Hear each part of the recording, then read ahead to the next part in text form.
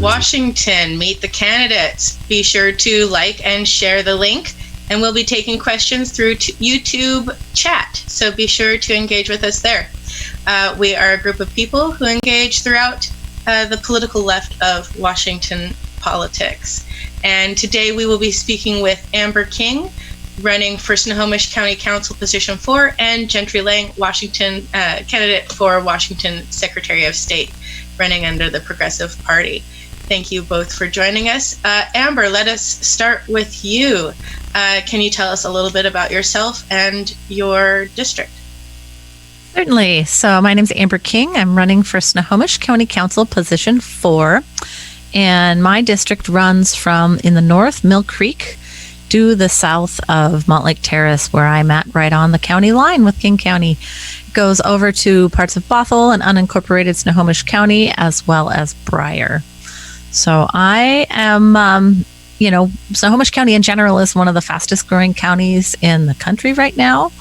And so we are, of course, dealing with a housing shortage, as well as learning to mitigate this huge change in the county, as well as being the closest to King County and seeing a lot of the new transportation projects going through. And, of course, in the time of COVID, trying to keep our small businesses afloat. Excellent. And then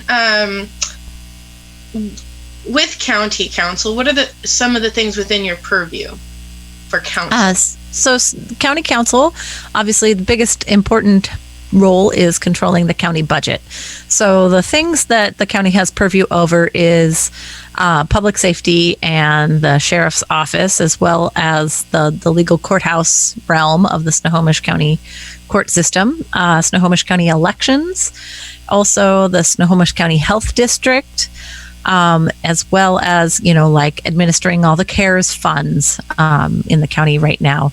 And then a lot of, boundary designations, tax codes. There's even timber sales that happen. So it's a lot of land management use, as well as helping, run the county offices, county employees, and things of that nature. It sounds like a lot of social safety network. Yes. There is a lot of the small programs and nonprofits that are, treating our most vulnerable right now are very busy. Excellent. Thank you. And can you tell us a little bit about the dynamics of your race? Certainly. So I decided to run in May. I was in layoff mode from my many jobs and said, I really think we need somebody who has a really clear vision of how we can rebuild and restart safely. And I am running against the newly incumbent. He was appointed in April, Jonny Meade, who's a 28-year-old former investment banker and 44th LD House rep, as well as a Republican and an independent. So there are 4 of us on the primary ballot, and ballots drop this week. Excellent. Thank you for that update. And yes, congratulations on the ballot drop. Nothing like a photo in your voter's pamphlet to get you excited. And then regarding, it took me a moment, you're running against the incumbent, and then also someone who was formerly the state representative? Yes, so he was the state representative for the 44th LD and was appointed to the county council seat. I believe he was supposed to give up his 44th LD spot, but he did not resign that position.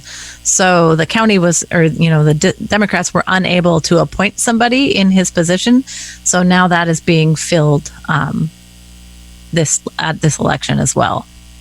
Okay. It was in two positions for the beginning half of the year.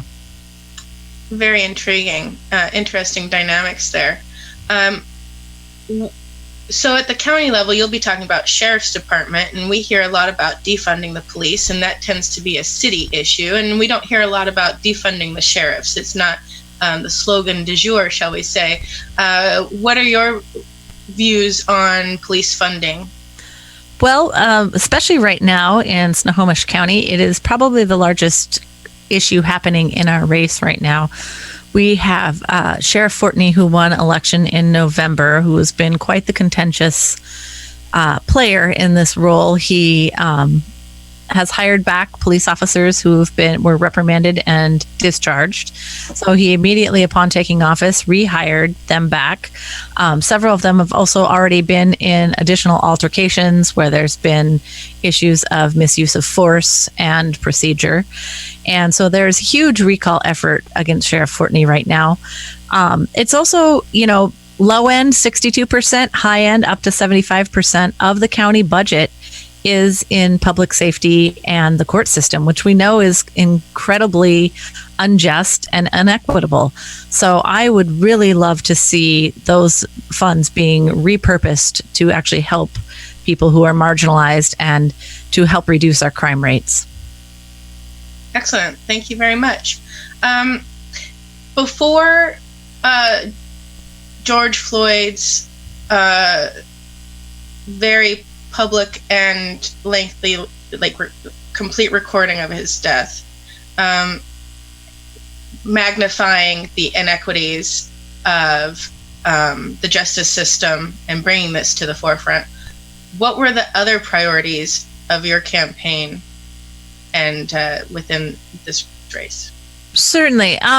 Even before that, this was actually one of the priorities of my campaign. I had followed a lot of the 1033 surplus military weapons purchases that the Snohomish County has purchased, which I find to be ridiculous and above and beyond what is necessary to not only protect our communities, but in general.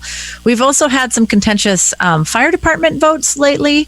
And so I when I think of first responder, I think of the fire department. And I believe that recent consolidation into these regional district authorities has really limited their ability to operate safely. We're having to rely on out of area units because, say there's only one ambulance that's available in this particular area. So I really just think, we've kind of just gone along as business as usual, and we haven't thought outside the box or been able to really reimagine the money that we're spending and its impact on the community. And so I really wanted to be a strong voice in that as somebody who has struggled with housing, who has had to work multiple jobs, while trying to get kids to t-ball practice. And, the other big amazing thing that we were able to actually do was to limit local school district police officers. So the Edmonds School District, where my daughters have gone on and off for several years, has had multiple contracts with armed officers with, different communities, police officer communities, to actually have fully armed officers in uniform on campus. And having been to some of the other surrounding school districts where there was none of that, never saw a police officer once, to come back into this community and have 4 or 5 patrol cars at your middle school every single day, I just find completely unacceptable. And, knowing how our youth can be, preyed upon in general because they're easy pickings, it was one of the most enraging moments for me. The school district was also asking for, money for copy paper the first month of school because that wasn't in their budget, but yet they could afford these contracts with officers. So we've gone topsy-turvy on this issue at almost every level of government. And I really just want to see regular people be able to have a voice and to be able to come up with different solutions that I don't think are in the normal realm of what everyday politics has been. And that's why we're in this situation, and that's why it is a tipping point right now. Excellent. Thank you very much. So tell us about how you're reaching your voters and how we can help you. Certainly. So, it's been interesting in the time of COVID. I have been trying to get out in media, reach out online. I have been very active in the Democratic Party. And so I'm available in all of the meetings and trying to just trying to get out and reach people. Obviously, I'm not out door knocking like I normally would have been. I will have campaign signs hopefully this weekend and be putting those out. I have met with some constituents who have reached out to me for different issues. And so I have been able to go, safely meet with neighborhoods and talk to people and hear about some of their concerns in a safe manner. So I really think being accessible and really transparent is a very important piece. I'm only taking small dollar donations, so I'm not going to be beholden to corporations and public interests like my other candidates in the race. So I think that's a really important distinction. I'm not taking funds from developers. I'm not taking funds from the real estate mega PACs.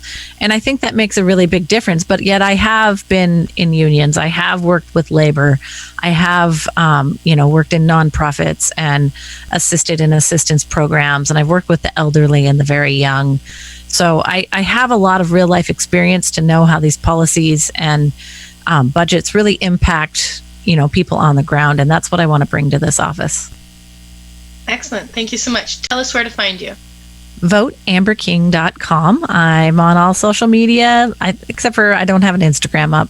There wasn't enough photos I could take, but VoteAmberKing.com is my website. You can donate there. You can also find me on Twitter.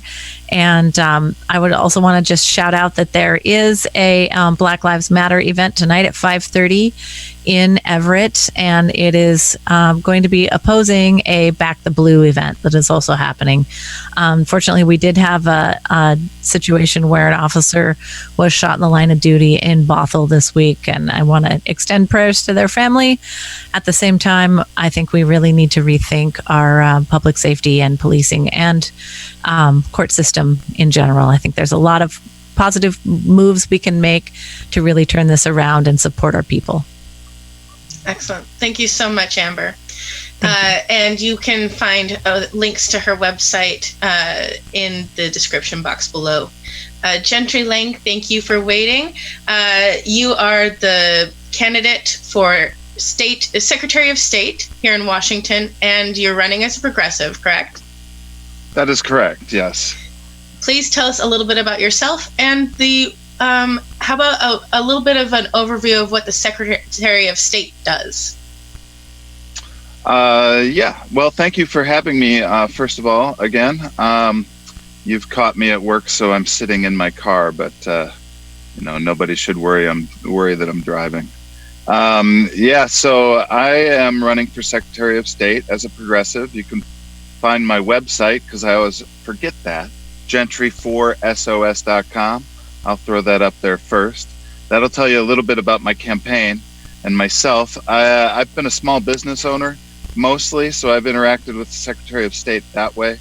And I think that in large part, the Secretary of State, over the course of years, instead of regulating corporations, has kind of become a mouthpiece of corporations and corporate power in our government. And so they go on trade missions. They do things that for big companies, and they don't really look at things from a small business owner's perspective. So one of the things I'm trying to do is raise the issues of reviving the small economy rather than the big economy for small business owners, for workers, for essential workers and such of that nature. The Secretary of State is also the Chief Elections Officer in the state, and that probably gets more of the focus of the Secretary of State's role. And because it is the Chief Elections Officer, this person is responsible for things like signing contracts that privatize our vote counting software. And so about 16, 17 years ago now, there was a group that formed around a lady named Bev Harris out of Renton, who happened to download all of Diebold election softwares, a Diebold election system software online. And Bev Harris did that because they didn't even have a password on it. So she found a FTP server and downloaded all their software. And from there, this whole election integrity movement to kick corporations out of our vote counting system kind of got launched, and I've been involved since then. So some people kind of know me from then, and that's how I got involved in running for Secretary of State. And that's a pretty long introduction, as it were. That's pretty good. It feeds into a lot. So in prior discussions with you, we know that you have a real interest in election integrity and the secret ballot, the election side of things. So I'm really excited to hear about the trade aspect of Secretary of State. I have to admit, I don't know a lot about the Secretary of State position. And so the more you tell me, the more everybody else is learning. As we're all learning. So regarding election integrity, you mentioned the ballot counting, and then you've also had some issues with the secret. You're concerned about ballot secrecy and mail-in ballots to some, and those concerns. You want to touch on that a little bit? Yeah. I try to address things in certain ways because, for one, in Washington, people love vote by mail. And I am a critic of vote by mail for many reasons. But I'm not saying that we next year need to throw the whole system out. So first off, I like to kind of lead with that. Just because I'm a critic doesn't mean that in the middle of a pandemic, I'm saying burn it all down. But there are a lot of problems in the system.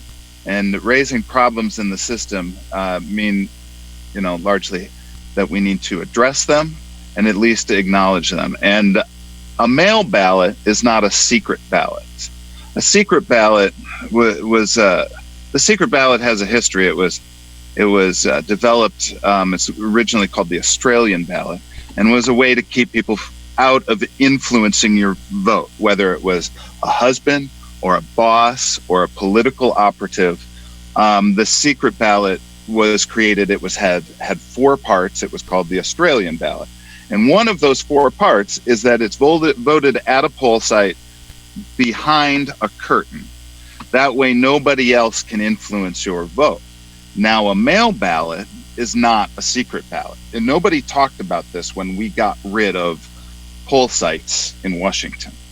And so if you're in a situation where an abusive partner or whoever might influence your vote unduly, there is multiple ways that a mail ballot can be used or utilized for coercion. So, for instance, I can force you to sign it, and then I'll vote it however I want if I'm abusive.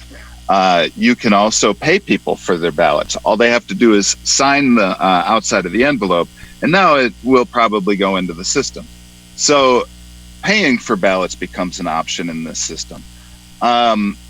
All of that said, we don't see that much of it in Washington. We're not seeing a lot of corruption in the electorate, but we do see it.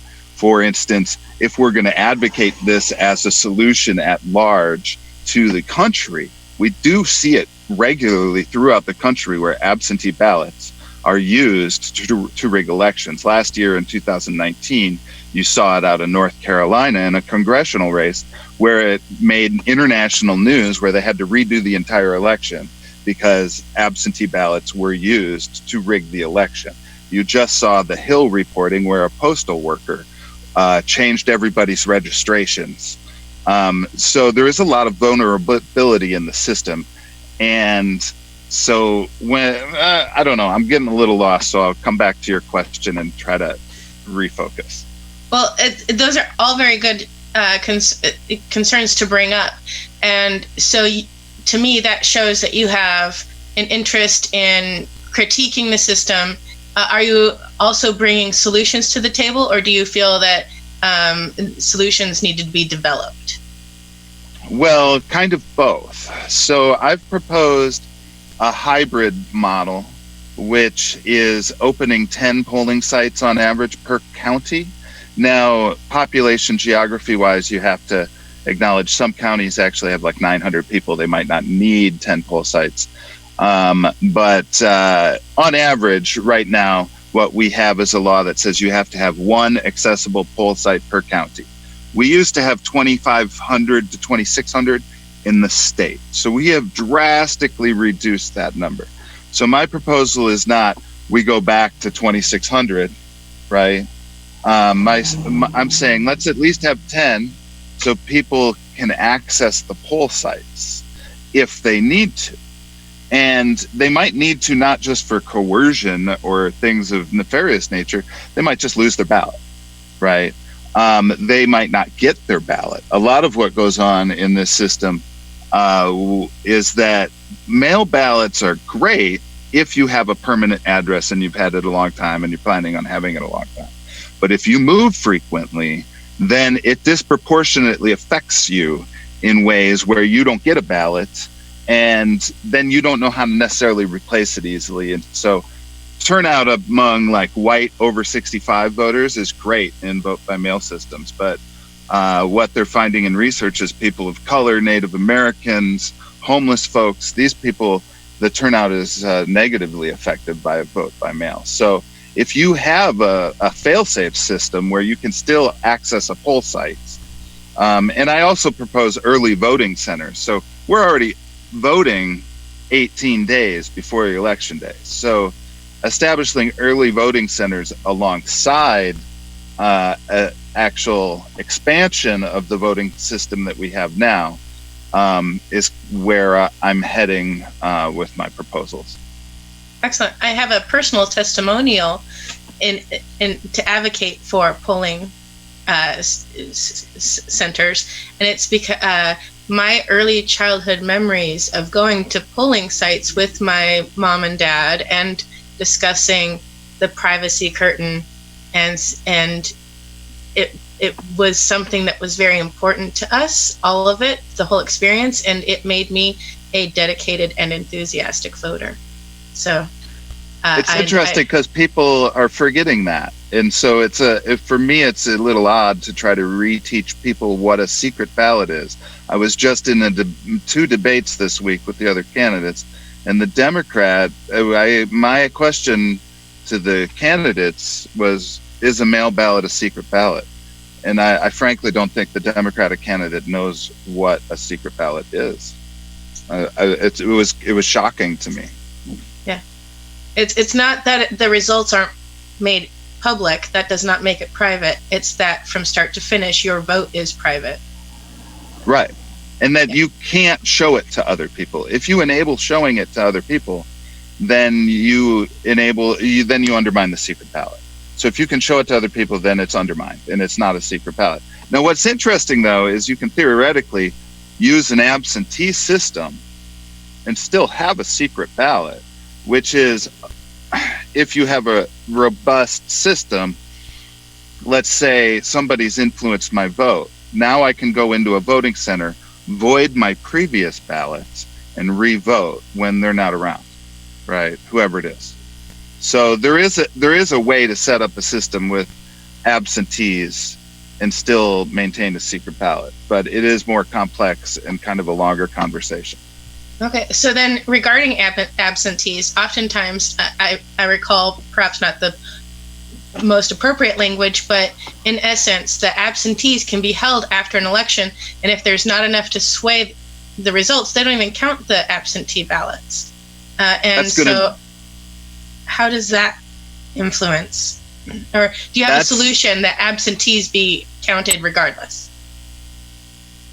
We probably don't have time to get into all of the problems here, but it's going to be a huge problem for what the Democratic Party at large has done, and we've already seen it in Wisconsin, because the state laws don't allow for absentees like Washington.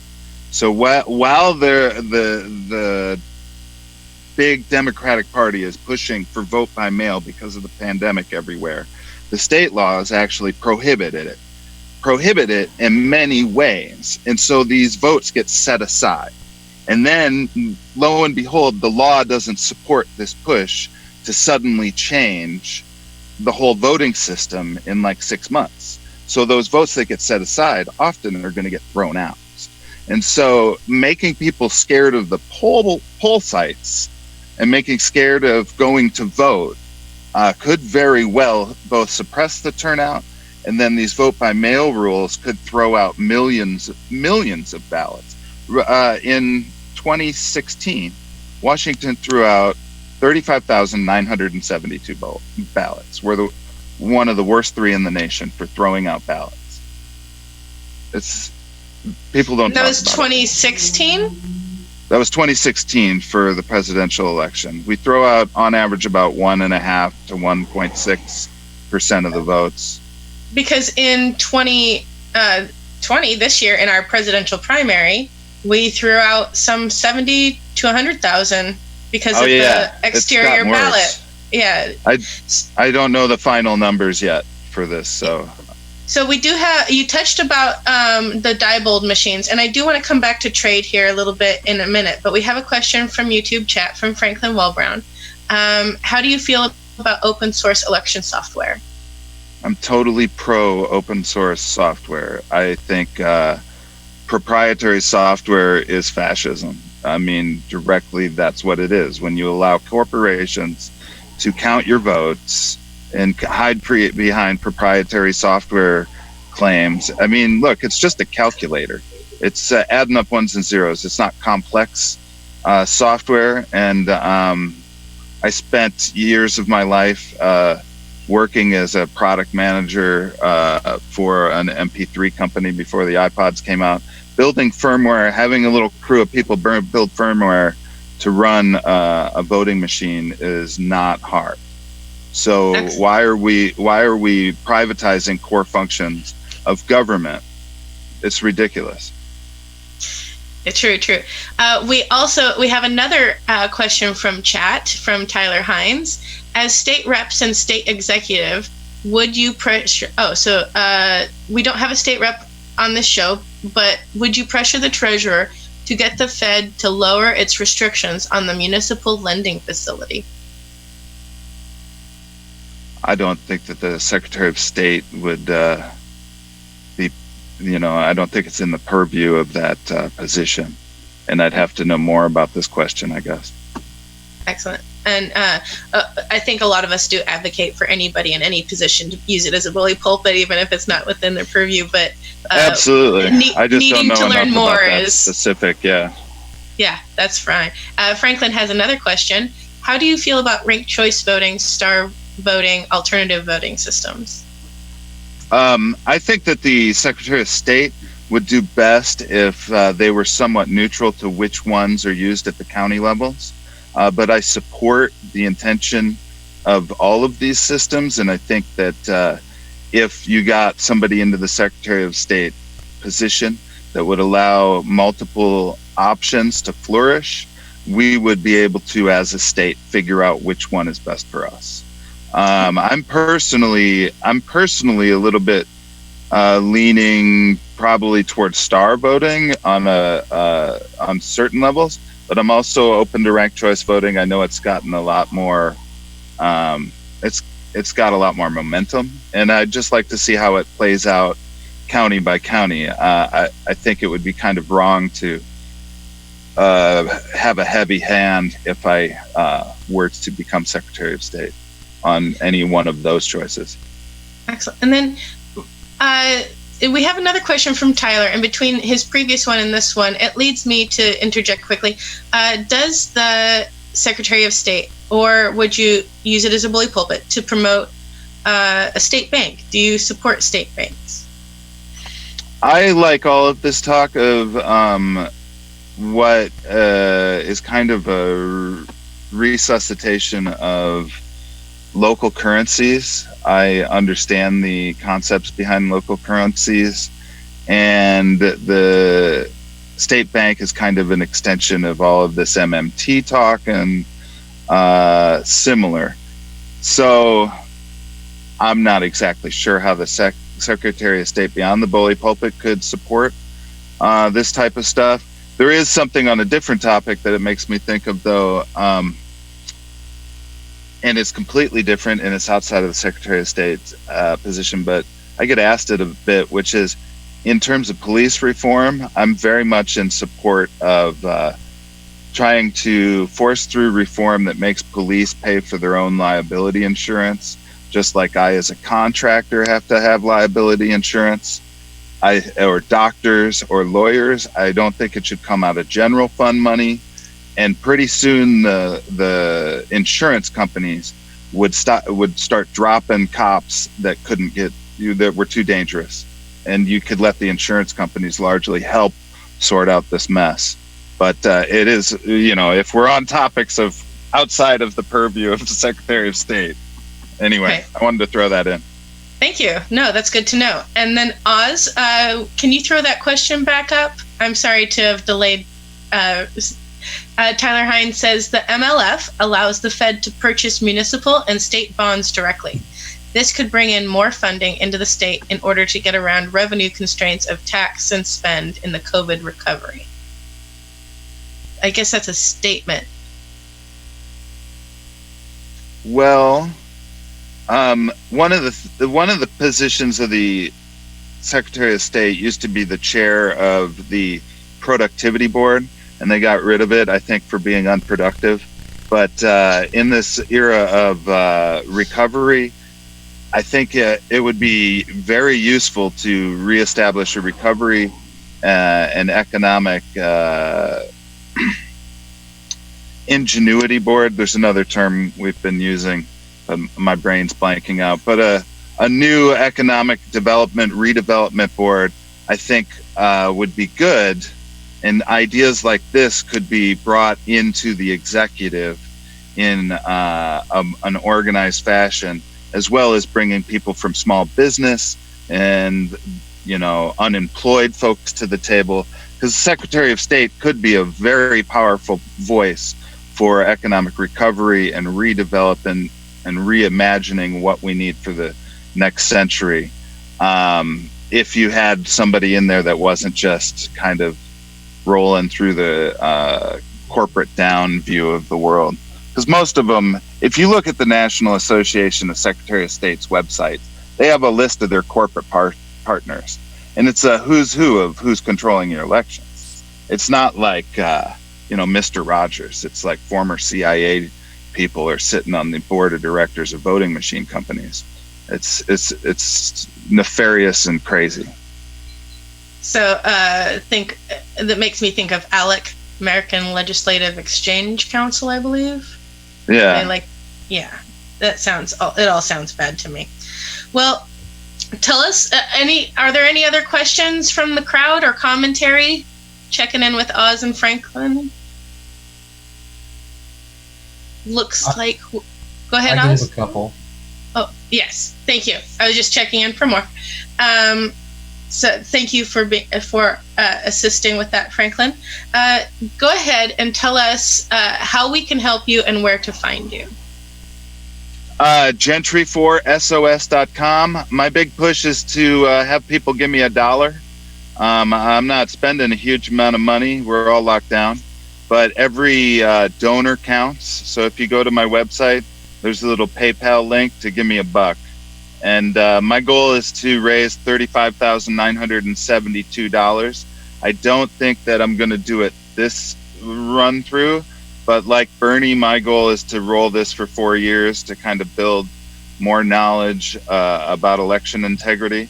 So it'll probably have to be raised for how many ballots are thrown out this year. My ballot's been thrown out. I've gotten the letter telling me that blaming me. It's nice to blame the voters, but hop on the website, donate $1. That would be the best way to help. There's debates online too. You can watch those. It's useful for educational purposes, but that's about it for me. Excellent. That's wonderful. I love the give $1 idea. We do have one more question from Franklin. Would you have any power as the Secretary of State to get corporate money out of politics? I think absolutely. I think number one is kicking them out of our voting machines. And so if you can start getting, what I support is hand-counted paper ballots that are optical scans, so they're also machine tabulatable, if that's a word. But the first step towards getting corporations out of the business of controlling our lives is getting them out of our boat. Thank you. And we've been assured that it is indeed a word. So fantastic. Continue the use. So thank you so much for joining us, Gentry and Amber. We look forward to helping you and hearing more from you and seeing you in office. And then going on with our show, we have a pre-recorded segment. Our production manager, sorry, I'm off screen. One moment.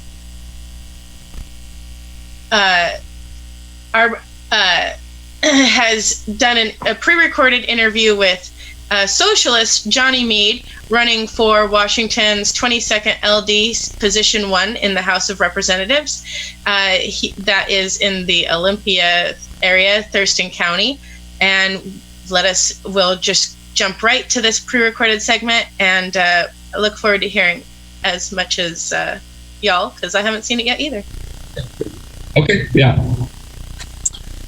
Hello. Today we are here with Jonny Meade, and he is running for LD 22, position 1. Jonny, would you please just tell us a little bit about yourself? Yeah, hi, I'm Jonny Meade, and I'm running for LD 22, position 1. I am a working class father who is really just fed up with the way that our system has left working people behind. And I want to make sure that moving into the next session, into the next legislature, that we are focusing and centering working people and ensuring that they're not bearing the brunt of any sort of cuts that move forward, as they already are. The governor furloughed a large group of state workers right now who aren't working any less. A lot of them, they just are getting, not getting paid. And, we really need to, tax our largest corporations in the state who are profiting off of the COVID-19 crisis in order to fund what needs to happen to protect the working people and working families of our state moving forward. And we have the resources in this state to do it. It just really takes the political will to do it. And right now, I feel like the two parties, they're in bed with corporate interests, and we need to make a break from it. So that's what I'm attempting to do. Very good. So tell us what your plan is to do. You have some COVID relief efforts that you're thinking about doing. Walk us through that thought process. So when we move in the next couple months, we're putting together plans for what schools are going to look like in the next year. And there's a big push at the federal level in order to force children back into the classrooms. But the OSPI office is they're closed. All the state offices are closed because the state recognizes that there's no safe way to allow people into a confined space during a pandemic. So if we close the schools when we, first started getting cases, then now when our cases have spiked up higher than they've ever been, we're talking about bringing the children back into the classroom. So there's some, plans for social distancing, and there are some moves that the school districts are trying to make and trying to come up with a plan. And everybody's, trying to do their best. But what's going to happen is that wealthier districts that can afford larger buildings and temporary structures, they'll be able to meet the demand to do social distancing, while districts that are smaller, that are often historically made up of marginalized people are not going to get those same resources. And so the existing inequities in education are going to just be exacerbated. So in order to stop this from happening, and to protect our children and our teachers, and I mean, who wants to go into this confined space? How are you supposed to get children to follow social distancing protocols, wear masks all the time? It's just such an and then deal with the psychological impact of that. And it only takes one kid to shut the entire thing down. So what we need to do, we need immediate emergency education relief. We can, institute emergency mandates for broadband internet access and provide laptops to every student in the state. We can do emergency declarations that we can either use existing infrastructure, because in a lot of places there is already that existing broadband infrastructure, whether it's operated by like NOAANet, where they use it to monitor the electrical grid, and then they end up renting out some of those fiber optic lines to Comcast, who then sells it to you. So what we can do is just immediately provide that to people for the purpose of meeting the state's constitutional mandates on education. We are one of the only states that has the need to fully fund education in our state constitution. So this is just part of that.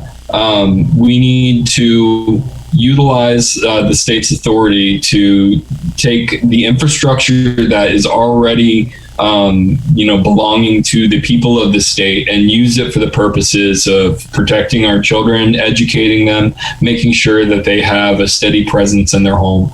And in the areas where that infrastructure is not there, because it's not necessarily a fiber optic network across the board, we can subsidize and partner with existing ISPs, CenturyLink or Comcast, and just make sure that those students get those resources, and that we're able to put something together where there's that sense of permanence. I'm going to school, I'm getting dressed, I'm getting up, and here is a coherent day for me that it really will help for the mental well-being of children across the state, and also it's for just the working people across the state. It's not a luxury to have the internet. It's clearly a public utility, and so we need to start to change the code so that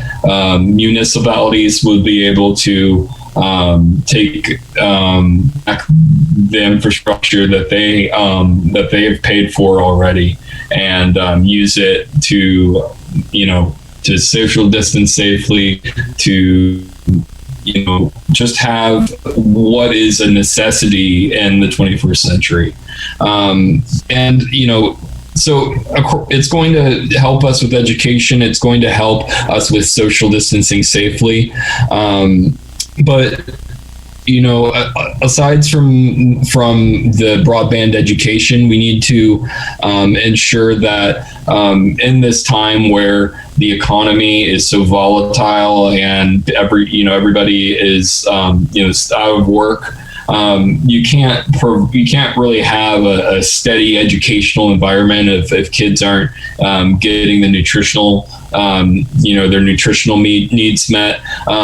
So we need to, or if their parents are getting evicted, or now they're houseless. So it needs to be interconnected working class bailout that addresses that we're about to come into a houselessness crisis, as hundreds of thousands of people aren't going to be able to meet their rent payments in the following month, or they didn't make them this month, and we need to increase for the people that are able to go out there and work without having schools there. There's no way for them to get to work and have somebody watching the kids. So we need to increase funding for childcare as well. So there's really there's so much that needs to be done. And moving into the next session, they're looking at a budget shortfall. There's a budget crisis. So they're going to be looking at things that potentially are going to be cut. And we need to make sure that that's, we're not cutting things that impact the working people of our state. And we find alternative methods of funding, because it just takes the political will to do it. Somebody needs to stand up to Amazon and say, it's time for you to contribute to the state that you have, profited off of. Yeah. All right, and then so you sort of touched on that in there, but like how I saw on your website that you talked about a statewide living wage, and then you sort of talked about a different way of calculating that, because would you just tell us a little bit about that? So I've been involved. One of the first political fights that I was involved in was when I was growing up back in Florida. I worked with a housing advocacy organization on raising the minimum wage in the state of Florida. And we got a big victory and raised it to $6.15 an hour. From the previous $5.15, which is I think what my first job when I first got onto the employment market was. So by the time we win these struggles, we're already behind. So like with the fight for $15 an hour is not really, if in some places it would be a living wage, but if you live in Seattle, it's certainly not a living wage. So and even here in Olympia, Tumwater, Lacey, $15 an hour is not going to get you very far. So we need to make sure that that we institute a living wage, a statewide living wage, but that it's not frozen in place, that it's dynamic, and it's tracked to the cost of living and inflation and productivity within municipalities.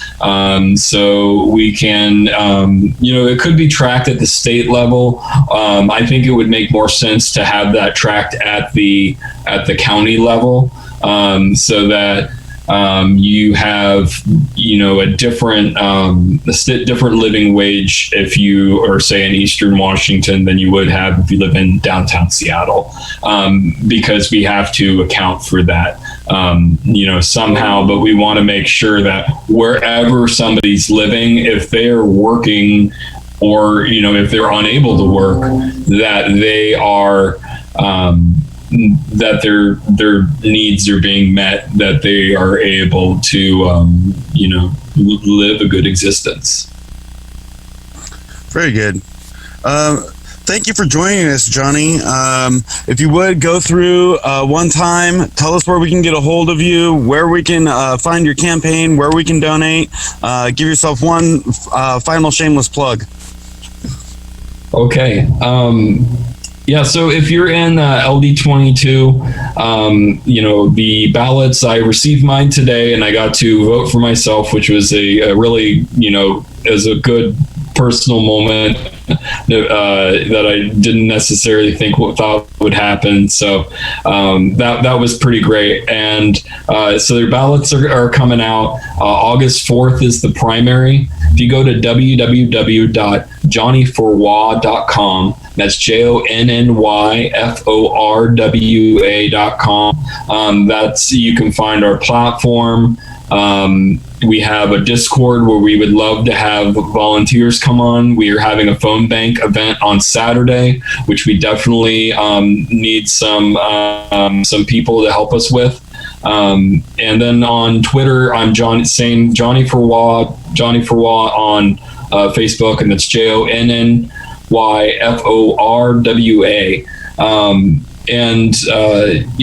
I think that we have a real opportunity to push the whole state of Washington in a way that is unprecedented within our lifetime. Or at least that's what I want to do. So, I hope that you can, help us out with, we really, need volunteers. We've got some good folks helping us, but, I imagine they do too. So thank you, Jonny. And hopefully some of the people watching today will look you up and go volunteer.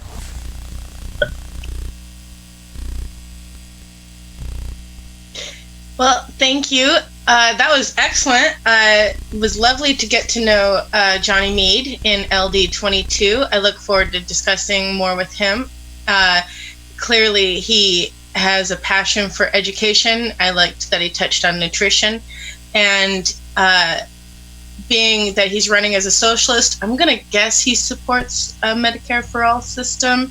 So I actually sent him a little question about whether or not he was familiar with Whole Washington Healthcare Trust. And hopefully we'll see an endorsement of their efforts from him fairly soon. I want to mention that next week we will have on Meet the Candidates Mariana Everson, who is running as state representative for Legislative District 19, and Rebecca Parson, who's running for U.S. Congress in District 6 here in Washington. And very excited. I know both of them, and they're wonderful people. Can't say enough. Take a look at their websites, develop some questions, come and engage with us and them next week. We'll be looking forward to seeing you all there and being seen by all of you. Remember that it helps to keep the lights on. You'll find the donation link in the description box as well. And thank you, Oz, for being the ultimate man behind the curtain, the engineering curtain. Thank you to our guest, Amber King, for Snohomish County Council District 4, and Gentry Lang for Washington Secretary of State. And I want to say thank you to Jacob Peterson, who is our production manager and who did the pre-recorded segment with Jonny Meade. Thank you so much for all that effort. And please, we'll see you again next week. Join us with our guests.